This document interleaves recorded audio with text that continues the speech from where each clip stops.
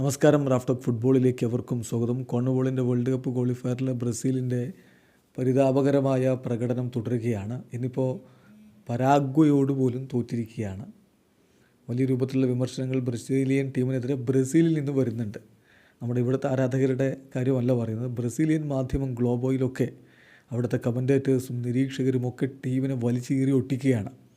വളരെ മോശം performance team നടത്തുമ്പോൾ ബ്രസീലുകാർക്ക് അത് സഹിക്കുന്നില്ല എന്നുള്ളതാണ് യാഥാർത്ഥ്യം. ഇവിടുത്തെ ആരാധകരുടെ കാര്യം എന്തായാലും വ്യത്യസ്തമായിരിക്കില്ല. പലരും പക്ഷേ ടീമിനെ അങ്ങ് നേരിട്ട് വിമർശിക്കാൻ ഇപ്പോഴും തയ്യാറാവുന്നില്ല എന്നുള്ളത് മറ്റൊരു രസകരമായ കാര്യം. എന്തായാലും ബ്രസീൽ ടീമിൻ്റെ ഒരാദ്യ 11 നോക്കിയാൽ 3 റയൽ മാഡ്രിഡ് മുന്നേറ്റ നിരക്കാർ ഒരുമിച്ച് Vini junior, Endrick, Rodrigo. Goal കീപ്പറായിട്ട് ആലീസൺ, ഡിഫൻസിൽ ഗബ്രിയൽ മെഗല്ലസും മാർക്കിഞ്ഞോസും, ഇരുപാർശ്വങ്ങളിലായിട്ട് അരാനയും ഡാനിലോയും, മധ്യനിരയിൽ ബ്രൂണോ ഗുയിമാറസും ആൻഡ്രയും ഉണ്ട്. പിന്നെ ലൂക്കാസ് പക്കേറ്റ മുന്നേറ്റങ്ങളെ സഹായിക്കാനുണ്ട്. മുന്നേറ്റത്തിൽ ഒരു പാർശ്വത്തിലായിട്ട് വിനിയും റോഡ്രിഗോയും, അറ്റാക്കുകളുടെ കുന്തമുനയായിട്ട് എൻട്രിക്ക്. സോ മികച്ച ഒരു 11 എന്ന് ഒറ്റ നോട്ടത്തിൽ പറയാവുന്ന ടീമും കൊണ്ടാണ് ബ്രസീൽ കളിച്ചത്. പക്ഷേ പരാഗ്വയുടെ ഒരു കിടിലൻ ഗോള് നമ്മൾ കണ്ടില്ല. ഡിയേഗോ ഗോമസിൻ്റെ കിടിലൻ ഗോള്. ഡിയേഗോ ഗോമസ് മികച്ച പ്രകടനം നടത്തുന്നത് തുടരുകയാണ്. അദ്ദേഹം ഇൻ്റർ മയാമിയുടെ താരമാണ്. ഇപ്പോൾ കഴിഞ്ഞ കുറച്ച് കാലമായിട്ട് വളരെ മികച്ച പ്രകടനം അദ്ദേഹത്തിൻ്റെ ക്ലബിനും ദേശീയ ടീമിനും ഒക്കെ ആയിട്ട് നടത്തുന്നു. ദേശീയ ടീമിനായിട്ടുള്ള അദ്ദേഹത്തിൻ്റെ ആദ്യ ഗോളാണ് ഇന്ന് പിറന്നത് എന്ന കാര്യം കൂടി ശ്രദ്ധിക്കുക. 21കാരനായ താരത്തിൽ വലിയൊരു പ്രതീക്ഷ എന്തായാലും ഇപ്പോൾ പരാഗ്വൻ ഫുട്ബോളിനുണ്ട്. 2003 ജനിച്ച താരത്തിൻ്റെ ഇപ്പോൾ ഈ റീസെൻ്റ്ലി നടന്ന മത്സരങ്ങളിലെ ഗോൾ കോൺട്രിബ്യൂഷൻ നോക്കുക. കഴിഞ്ഞ 7 മത്സരങ്ങൾ ഓൾ കോമ്പറ്റീഷൻസ് എടുത്ത് നോക്കിയാൽ 6 ഗോൾ കോൺട്രിബ്യൂഷൻസ് അദ്ദേഹത്തിൽ നിന്ന് വന്നിട്ടുണ്ട്. 4 ഗോളും 2 അസിസ്റ്റും. ആ മത്സരങ്ങൾ എന്ന് പറഞ്ഞാൽ Olympics, leagues cup, MLS, world cup qualifier ഇങ്ങനെയുള്ള മത്സരങ്ങളിൽ നിന്നാണ് ഇത് വന്നിട്ടുള്ളത്. എന്തായാലും അവർക്ക് വലിയ പ്രതീക്ഷ വെക്കാവുന്ന ഒരു താരമാണ് ഡിയേഗോ ഗോമസ്. കിടിലനൊരു ഗോളാണ് അദ്ദേഹം നേടിയത് എന്ന കാര്യം കൂടി നമുക്ക്. ആ 3 ഫിംഗർ ഗോള് എന്തായാലും ബ്രസീലിനെ ഞെട്ടിച്ച് കളഞ്ഞിട്ടുണ്ട്. ആ ഞെട്ടലിൽ നിന്ന് പിന്നെ ബ്രസീൽ മുക്തമായില്ല എന്നുള്ളതാണ് യാഥാർത്ഥ്യം. ബ്രസീൽ കോച്ച് ഒരുപാട് ജൂനിയർ കളിക്ക് ശേഷം പറഞ്ഞ വാക്കുകളിൽ അത് കൃത്യമായിട്ട് പ്രതിഫലിക്കുന്നത്. അദ്ദേഹം പറയുന്നത് ആദ്യ പകുതി ഞാൻ കോച്ചായതിനു ശേഷമുള്ള ബ്രസീൽ ടീമിൻ്റെ ഏറ്റവും വേഴ്സ്റ്റായിട്ടുള്ള പ്രകടനമായിരുന്നു. പ്രത്യേകിച്ച് ആ ഗോള് വഴങ്ങിയതിന് ശേഷം ഞങ്ങൾക്ക് കാര്യങ്ങൾ പിടിവിട്ടു പോയി. ഇങ്ങനെ അറ്റാക്കുകൾ ഉണ്ടാക്കാൻ വേണ്ടി പ്രഷർ ഉണ്ടാക്കി മുന്നോട്ട് പോകുന്നു, അത് ഗേവപ്പ് ചെയ്യുന്നു, തിരിച്ചു വരുന്നു. ഇങ്ങനെയാണ് സംഭവിച്ചുകൊണ്ടിരുന്നത്. ഒരു തരത്തിലുള്ള ലക്ഷ്യബോധവും ടീമിനുണ്ടായില്ല എന്ന് കോച്ച് തന്നെ സമ്മതിക്കുകയാണ്. അപ്പോൾ ആദ്യ പകുതി കഴിയുമ്പോൾ ഉള്ളൊരു ഫീലിംഗ് എന്ന് പറഞ്ഞാൽ വിനി ജൂനിയർ സാധാരണ പോലെ ബ്രസീലിയൻ ടീമിൽ അദ്ദേഹം കളിക്കുമ്പോൾ ഉള്ള പ്രകടനം പാത്തറ്റിക്. ആസ് യൂഷ്വൽ അദ്ദേഹം പാത്തറ്റിക് പെർഫോമൻസാണ് ഇന്നും നടത്തിയിട്ടുള്ളത്. സ്റ്റിൽ അദ്ദേഹം ബ്രസീൽ ടീമിൽ എങ്ങനെ സ്റ്റാർട്ടർ ആവുന്നു എന്നുള്ളൊരു ചോദ്യം ഇപ്പോൾ കായോ റിബൈറോയെ പോലെയുള്ള ബ്രസീലിയൻ കമൻറ്റേറ്റേഴ്സ് ചോദിക്കുന്നു. ദെൻ എൻട്രിക്കിനെ സംബന്ധിച്ചിടത്തോളം എൻട്രിക്കിനെ പിന്നീട് 2ാം പകുതിയിൽ പിൻവലിച്ചു. അതെന്തിനെന്നുള്ള ചോദ്യം. കാരണം മറ്റുള്ള താരങ്ങളെക്കാൾ മോശമൊന്നും ആയിരുന്നില്ല എൻട്രിക്ക്. എല്ലാവരും മോശമായിരുന്നു. ആ കൂട്ടത്തിലാണ് എൻട്രിക്കിനെയും കൂട്ടേണ്ടത്. എൻട്രിക്കിന് വേണ്ട വിധത്തിലുള്ള സർവീസ് അദ്ദേഹത്തിന് ലഭിച്ചിരുന്നില്ല മധ്യനിരയിൽ നിന്നൊന്നും എന്നുള്ളതാണ് യാഥാർത്ഥ്യം. എന്തായാലും ഇപ്പോഴും അദ്ദേഹം ബ്രസീൽ ടീമിൽ സ്റ്റാർട്ടർ ആവാനുള്ള ഒരു മികവുണ്ടോ എന്നുള്ള ചോദ്യം അവിടെ തന്നെ ഉണ്ട്. റോഡ്രിഗോ ആയിരുന്നു ഒരുപക്ഷെ ആദ്യ പകുതിയിൽ ബ്രസീലിൻ്റെ ബെസ്റ്റ് അറ്റാക്കർ എന്ന് പറയേണ്ടി വരും. അദ്ദേഹം മാത്രമാണ് എന്തെങ്കിലുമൊക്കെ ചെയ്യാൻ വേണ്ടി പരിശ്രമിച്ചതായിട്ട് തോന്നിയത്. ബ്രൂണോ ഗുയിമാറസ് വെരി ഡിസപ്പോയിൻറ്റിംഗ് ആയിരുന്നു. 2002 മുതൽ ബ്രൂണോ ഗുയിമാറസിന് ഒരുപാട് അവസരങ്ങൾ ഇപ്പോൾ ബ്രസീൽ ടീം കിട്ടുന്നുണ്ടല്ലോ. എന്നിട്ട് എന്തുകൊണ്ടാണ് അദ്ദേഹത്തിന് നിലവാരത്തിൽ അദ്ദേഹം കളിക്കാത്തത് എന്നുള്ള ചോദ്യം ആരാധകരിലുണ്ട്. ടിറ്റ കോച്ചായിരുന്ന ഘട്ടത്തിൽ പലവട്ടം ടിറ്റ അദ്ദേഹത്തെ ഉപയോഗിക്കുന്നില്ല എന്ന് പറഞ്ഞുകൊണ്ട് ആരാധകർ വലിയ വിമർശനങ്ങൾ ഉയർത്തിയിരുന്നു. പക്ഷേ ഇപ്പോൾ കാര്യം തെളിയുന്നു എന്തുകൊണ്ട് ടിറ്റ അങ്ങനെ എന്നുള്ളത്. അതുപോലെ ആൻഡ്രെ കുറച്ചുകൂടി സോളിഡായിട്ടുള്ള പെർഫോമൻസാണ് ആദ്യ പകുതിയിൽ നടത്തിയത്. ഡാനിലോയുടെ കാര്യത്തിൽ അദ്ദേഹം അറ്റാക്കിൽ ഒരു തരത്തിലും സഹായിക്കുന്നില്ല എന്നുള്ള തോന്നലാണ് ഉണ്ടാക്കുന്നത്. സോ അദ്ദേഹം വളരെ പാത്തറ്റിക് ആയിട്ടുള്ള പെർഫോമൻസാണ് നടത്തിയത്. സോ ആദ്യ പകുതി കഴിയുമ്പോൾ ചിത്രം വ്യക്തമായിരുന്നു. ബ്രസീൽ ടീം വേണ്ട വിധത്തിലുള്ള ഒരു പ്രകടനമല്ല നടത്തിക്കൊണ്ടിരിക്കുന്നത് എന്ന്. കളി പുരോഗമിക്കവേ സബ്സ്റ്റിറ്റ്യൂഷനുകളിലേക്ക് കോച്ച് പോയി. എൻട്രിക്കിന് പകരം ലൂയിസ് എൻട്രിക്ക വന്നു. ബ്രൂണോ ഗുയിമാറസിന് പകരം ജാവോ പെഡ്രോയെ കൊണ്ടുവരുന്ന കാഴ്ച കണ്ടു.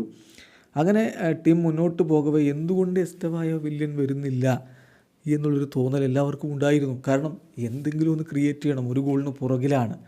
17 വയസ്സേ ഉള്ളൂ, ശരിയാണ്. 16-കാരനും 17-കാരനും ഒക്കെ ആയിട്ടുള്ള കളിക്കാരല്ലേ സ്പെയിനു വേണ്ടി യൂറോ കപ്പിൽ പൊളിച്ചടുക്കിയത്. പക്ഷേ ഇവിടെ ഇപ്പോഴും ചെറിയ പ്രായത്തിലുള്ള കളിക്കാരൻ എന്ന് പറഞ്ഞുകൊണ്ട് അദ്ദേഹത്തെ ഉപയോഗിക്കാൻ കോച്ച് മടിച്ചു നിൽക്കുന്ന ഒരു കാഴ്ചയാണ് കണ്ടുകൊണ്ടിരുന്നത്.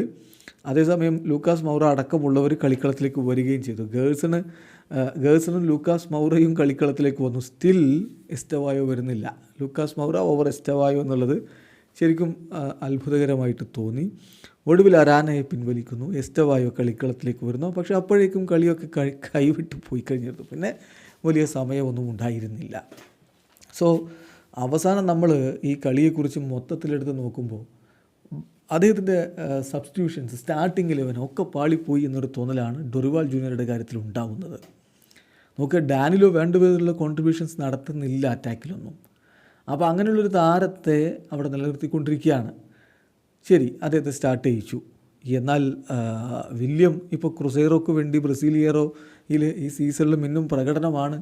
അദ്ദേഹത്തിന് 1 മിനിറ്റും കൊടുത്തില്ല. സബ്സ്റ്റിറ്റ്യൂട്ട് ചെയ്തെങ്കിലും അദ്ദേഹത്തെ കളിക്കളത്തിലേക്ക് വിടേണ്ടതായിരുന്നു എന്ന് ബ്രസീലിയൻ കമൻറ്റേറ്റേഴ്സ് പറയുന്നു. കായോ റിബൈറോ അത് വളരെ കൃത്യമായിട്ട് പറയുന്ന ഒരു കാര്യമാണ്. വില്യം ഇപ്പോൾ ഈ സീസണിൽ 22 കളി, 5 ഗോൾ, 5 അസിസ്റ്റ്, 29 കീ പാസുകൾ, 7 ബിഗ് ചാൻസ് അദ്ദേഹം ക്രിയേറ്റ് ചെയ്തിട്ടുണ്ട്, 77 ടാക്കിളുകൾ, 119 ബോൾ റിക്കവറീസ്, ഇങ്ങനെയൊക്കെ ആയിട്ട് മികച്ച പ്രകടനം ബ്രസീലിയൻ ലീഗിൽ നടത്തിക്കൊണ്ടിരിക്കുന്നയാളാണ്.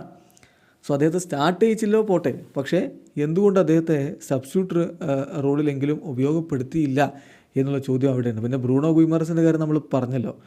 അദ്ദേഹം എന്തുകൊണ്ടോ അദ്ദേഹത്തിൻ്റെ ക്ലബ്ബിൽ കളിക്കുന്ന കളി ഇവിടെ ആവർത്തിക്കുന്നില്ല. അതിപ്പോൾ വിനിയുടെ കാര്യത്തിൽ അങ്ങനെയാണ്. ആരാണ് ഇപ്പോൾ അങ്ങനെ ക്ലബ്ബ് കളിക്കുന്ന കളി അല്ലെങ്കിൽ അതിൻ്റെ ഏഴയലത്തിലൊരു പ്രകടനം ഇവിടെ നടത്തുന്നത് എന്നുള്ളത് ഒരു ചോദ്യം തന്നെയായിട്ട് അവിടെ അവശേഷിക്കുകയാണ്. വിനി ജൂനിയറുടെ കാര്യത്തിൽ മറ്റൊരു കണക്ക് കൂടി നമ്മൾ കാണേണ്ടതുണ്ട്. ബ്രസീൽ വലിയ രൂപത്തിൽ 70% ബോൾ പൊസഷൻ കൈവശം വെച്ച മത്സരത്തിൽ വിനി ജൂനിയർ ബോൾ ടച്ച് ചെയ്ത് എത്ര തവണയാണെന്ന് അറിയാമോ? 37 തവണ മാത്രം. എന്ന് പറഞ്ഞാൽ അദ്ദേഹം ഇൻവോൾവ് ആവുന്നില്ല കളിയിൽ. അതാണ് ഒരു പക്ഷേ അദ്ദേഹം ട്രൈ ചെയ്യുന്നില്ല എന്നോ അല്ലെങ്കിൽ അദ്ദേഹത്തിന് അനുകൂലമായിട്ട് ടീം വർക്ക് ചെയ്യുന്നില്ല എന്നൊക്കെ ആളുകൾ പറഞ്ഞേക്കാം. പക്ഷേ ഇതിൽ കാര്യം വളരെ വ്യക്തമാണ്, അദ്ദേഹം ഇൻവോൾവ് ആവുന്നില്ല എന്ന തോന്നൽ തന്നെയാണ് ഉണ്ടാക്കുന്നത്. സോ ബ്രസീൽ ടീമിന് മികച്ച താരങ്ങളുണ്ട്, പക്ഷേ അടിമുടി ആറ്റിറ്റ്യൂഡിൽ മാറ്റമുണ്ടായില്ലെങ്കിൽ അത്ര നല്ലൊരു ഭാവിയല്ല മുന്നിലുള്ളത് എന്ന് തന്നെ പറയേണ്ടി വരും. ഇപ്പോൾ കോച്ച് ഡൊറിവാൾ ജൂനിയർ ഈ കളിക്ക് മുന്നോടിയായിട്ട് ഒക്കെ പറഞ്ഞ വാക്കുകളൊക്കെ നിങ്ങൾക്ക് ഓർമ്മയില്ലേ? ഇവിടെ കാര്യങ്ങളൊട്ടും എളുപ്പമല്ല. ഇതൊരു ക്ലബ്ബ് ടീമിനെ കൊണ്ടുപോകുന്ന പോലെയല്ല. വളരെ കുറഞ്ഞ സമയം മാത്രമേ കിട്ടുന്നുള്ളൂ. ഇപ്പോൾ ഈ കളി കഴിഞ്ഞാൽ ഡാനിലോ ഇറ്റലിയിലേക്കും 3-4 പേര് ഇംഗ്ലണ്ടിലേക്കും കുറച്ച് പേര് മാഡ്രിഡിലേക്കും ഞാനും സംഘവും റിയോ ഡി ജനീറോയിലേക്കും മടങ്ങിപ്പോകും. അപ്പോൾ ക്ലബ് ഫുട്ബോളും അല്ല ഇൻ്റർനാഷണൽ ഫുട്ബോൾ. സമയം വേണം എന്നാണ് അദ്ദേഹം പറയുന്നത്. ഇങ്ങനെയൊക്കെ തന്നെയായിരുന്നു ടിറ്റയെ പോലെയുള്ളവരൊക്കെ ടീമിനെ കൊണ്ടുപോയിരുന്നത് എന്ന കാര്യം ഓർക്കുക. ഇങ്ങനെയൊക്കെ തന്നെയാണ് അർജൻറ്റീനയും അതുപോലെ സ്പെയിനും ഒക്കെ അവരുടെ ദേശീയ ടീമിനെ കൊണ്ടുപോകുന്നത്. ആർക്കും സ്ഥിരമായിട്ട് ക്ലബ്ബിലെ പോലെ താരങ്ങളെ കൈ കിട്ടുന്നൊന്നുമില്ല. സോ മാറ്റങ്ങൾ ഉണ്ടാവാൻ താരങ്ങളുടെ കോൺഫിഡൻസ് തിരികെ വരേണ്ടത്. മാർക്കിനോസ് ഇന്നലെ പറയുകയുണ്ടായി, ഞങ്ങൾക്ക് കോൺഫിഡൻസ് നഷ്ടമായി കഴിഞ്ഞിട്ടുണ്ട് എന്ന്. ഇന്നത്തെ കളിക്ക് ശേഷം അദ്ദേഹം പറഞ്ഞിട്ടുണ്ട്. അപ്പോൾ അതൊക്കെ വളരെ കൃത്യമാണ്. താരങ്ങളുടെ കോൺഫിഡൻസ് തിരികെ പിടിക്കണം. മികച്ച താരങ്ങൾ ഇപ്പോഴും ബ്രസീലിനുണ്ട്. അത് വേണ്ട വിധത്തിൽ ഉപയോഗപ്പെടുത്താൻ കോച്ചിന് കഴിഞ്ഞില്ലെങ്കിൽ മുന്നോട്ടുള്ള പോക്ക് ഏറെ ദുഷ്കരമാകും. ഇതിപ്പോൾ വേൾഡ് കപ്പ് ക്വാളിഫിക്കേഷൻ കിട്ടില്ല എന്നൊന്നുമല്ല പറയുന്നത്. വേൾഡ് കപ്പ് ക്വാളിഫിക്കേഷൻ സൗത്ത് അമേരിക്കയിൽ നിന്ന് 10 ടീമുകളിൽ 6 ടീമുകൾക്കും കിട്ടും. പിന്നെ ഒരു ടീമിന് ഇൻ്റർ കോണ്ടിനെൻ്റൽ പ്ലേ ഓഫ് കളിക്കാനും അവസരം ലഭിക്കും. അപ്പോൾ അതിലൊക്കെ എങ്ങനെയെങ്കിലുമൊക്കെ ബ്രസീൽ ഇപ്പോഴത്തെ സ്ഥിതിയിലും കയറിപ്പോകും എന്ന കാര്യത്തിൽ തർക്കമൊന്നുമില്ല. പക്ഷേ ഇങ്ങനെയല്ല ബ്രസീലിനെ കാണാൻ. അങ്ങനെ എങ്ങനെയെങ്കിലും കയറിപ്പോകുന്ന ബ്രസീലിനെയല്ല ആരാധകർക്ക് വേണ്ടത്. തീർച്ചയായിട്ടും ഈ കളി നിരാശപ്പെടുത്തിയിട്ടുണ്ട്. അടിമുടി മാറ്റങ്ങൾ വരുത്തിയില്ലെങ്കിൽ കാര്യങ്ങൾ കൈവിട്ടു പോകുന്ന ഒരു സ്ഥിതിവിശേഷം ഉണ്ടാകും. താരങ്ങളുടെ ആ ഒരു മെൻറ്റാലിറ്റി മാറണം, അവർക്ക് കോൺഫിഡൻസ് തിരിച്ച് ലഭിക്കണം. കോച്ച് അതിനനുസരിച്ച് കാര്യങ്ങൾ കൈകാര്യം ചെയ്യുകയും വേണം. എന്തായാലും ഒക്ടോബർ മാസത്തിലേക്ക് നെയ്മർ ജൂനിയർ ഇല്ല എന്ന് തന്നെയാണ് ഇപ്പോൾ ലഭ്യമാവുന്ന വിവരം. അങ്ങനെയെങ്കിൽ നെയ്മർ ഇല്ലാതെ ഒരു ഇൻ്റർനാഷണൽ ബ്രേക്ക് കൂടി ബ്രസീൽ എങ്ങനെ തരണം ചെയ്യുമെന്നുള്ള ചോദ്യം കൂടി അവിടെ ഉയർന്നു വരുന്നുണ്ട്. നിങ്ങളുടെ അഭിപ്രായം കമൻറ്റ് ബോക്സിൽ രേഖപ്പെടുത്തുക. വീഡിയോ അവസാനിക്കുന്നു. ഫുട്ബോൾ ലോകത്തെ കൂടുതൽ വിശേഷങ്ങളുമായി റാഫ് ടോക്സ് എടുത്താം.